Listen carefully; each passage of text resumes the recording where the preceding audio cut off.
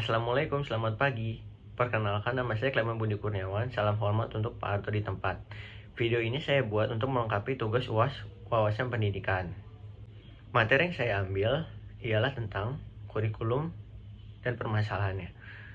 Kita tahu pendidikan merupakan kewajiban yang dilaksanakan oleh setiap individu agar menjadi individu yang berkembang dan bermanfaat untuk bangsa maupun untuk diri sendiri. Untuk mendapatkan perkembangan itu dan manfaat yang tepat, dibutuhkan kurikulum pendidikan yang tepat agar kegiatan pendidikan terlaksana dengan efisien dan dipahami oleh peserta didik maupun pengajar. Kurikulum merupakan dasar dari posisi pendidikan di suatu negara, karena kurikulum yang menjelaskan tentang visi, misi, tujuan pendidikan dari suatu bangsa. Indonesia sendiri memiliki kurikulum yang beragam, dimulai dari kurikulum 1947 hingga yang terakhir kita pakai adalah kurikulum 2013, serta yang baru adalah kurikulum prototip. Setiap kurikulum memiliki masalahnya sendiri. Contoh pertama yang saya ambil ialah pada kurikulum 1947. Kurikulum ini dibuat mengikuti kurikulum Belanda yang berfokus pada development conformism atau membentuk individu yang memiliki semangat juang merdeka, berdaulat, dan sejarah dengan bangsa lain.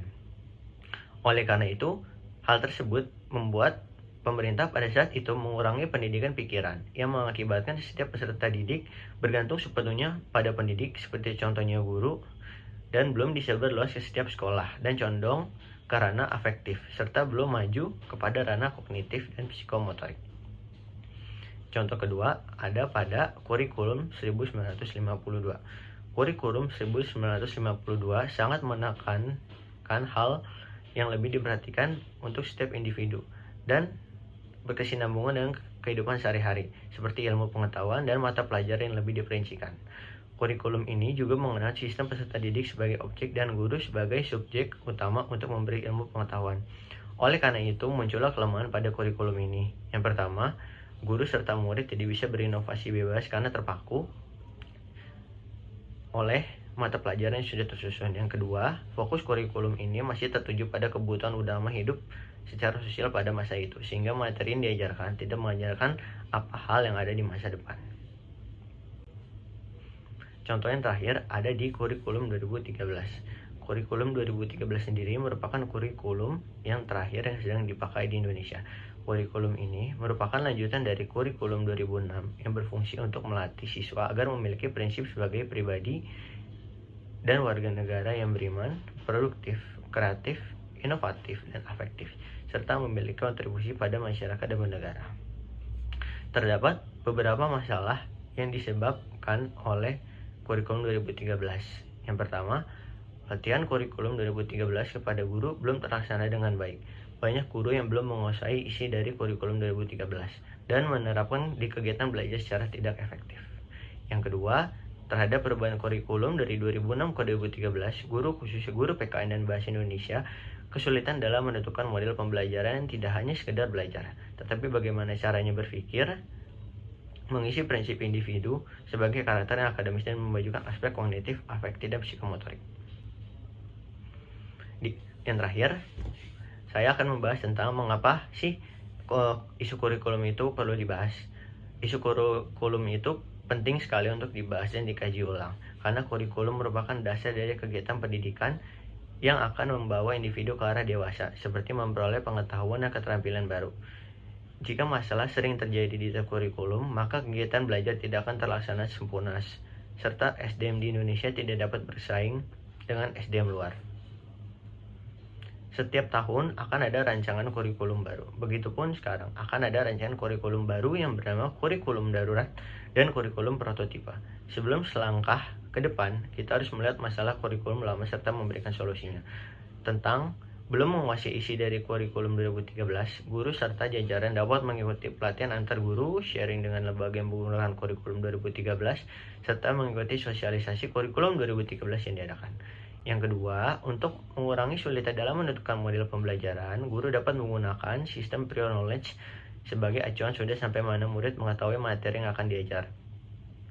Kedua, guru dapat melakukan evaluasi apakah siswa dan siswi yang diajar sudah paham akan model pembelajaran yang diterapkan. Jika belum, maka dapat dilakukan kajian ulang serta mengganti model pembelajaran yang tepat. Untuk menjawab masalah yang ada di atas, pemerintah sudah menemukan solusi kurikulum baru, yaitu dengan kurikulum prototipe. Revolusi pendidikan di Indonesia sudah terjadi dan masuk ke revolusi pendidikan 4.0 dan ditemukan kurikulum prototipe yang berfokus pada pengembangan karakter dan materi esensial. Kurikulum ini memiliki solusi untuk kedepannya, yaitu yang pertama, kurikulum prototipe ini mengedepankan karakter individu pelajar dengan profil pelajar Pancasila dengan sistem belajar berbasis proyek atau project based learning.